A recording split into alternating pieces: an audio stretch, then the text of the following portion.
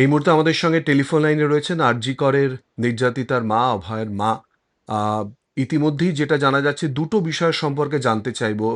এক হচ্ছে যে বিজেপি প্রার্থী হতে চলেছেন, এই প্রসঙ্গ নিয়ে ইতিমধ্যেই বিভিন্ন বক্তব্য প্রতিক্রিয়া উঠে আসছে। আপনি আ ১ম প্রশ্ন হচ্ছে যে সত্যিকারেরই বিচার পাবেন কিনা এর ফলে?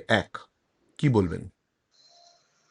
বিচার আমি অবশ্যই পাবো। বিচার পাবো বললে হবে না, বিচার ন্যায় বিচার ছিনিয়ে আনতে হবে।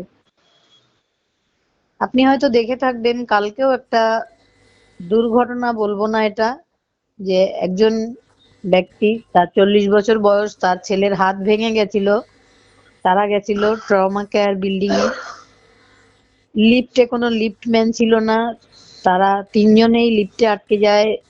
তার বাবা ধাক্কা দিয়ে বাচ্চাটাকে আর মাকে নিচে ফেলে দেয়, এবং লোকটা ওখানে 1.5 ঘন্টা ওইভাবে পড়ে থাকার পর মৃত্যুবরণ করে।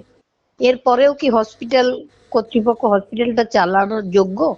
আমি দ্বিতীয় প্রশ্ন আপনাকে জানতে চাইবো, এক তো বিচারের কথা আপনি বললেন। ইতিমধ্যেই বামেদের তরফ থেকে তীব্র সমালোচনার জায়গা চলে এসছে। আপনার মেয়ের ঘটনার পর রাস্তায় নেমেছিল লক্ষ, লক্ষ মানুষ সারা দেশ জুড়ে বা বিশ্বের বিভিন্ন প্রান্তেও। কিন্তু তারপর রাজনীতিতে অংশগ্রহণ, বিশেষ করে বিজেপিতে প্রসঙ্গে তীব্র কটাক্ষ চলে এসছে। কিভাবে দেখছেন আপনি? আমি এটা নিয়ে কোনো মন্তব্য করব না এখন, সময়ই বলবে সেটা।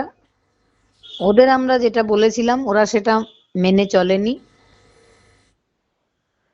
আর আমি কিছু বলবো না। কি বলেছিলেন একটু যদি বলেন? না না, এসব প্রসঙ্গ পরে হবে, আগে আমার নমিনেশন হোক, আমি জয়েন করি, তারপরে এসব বলবো।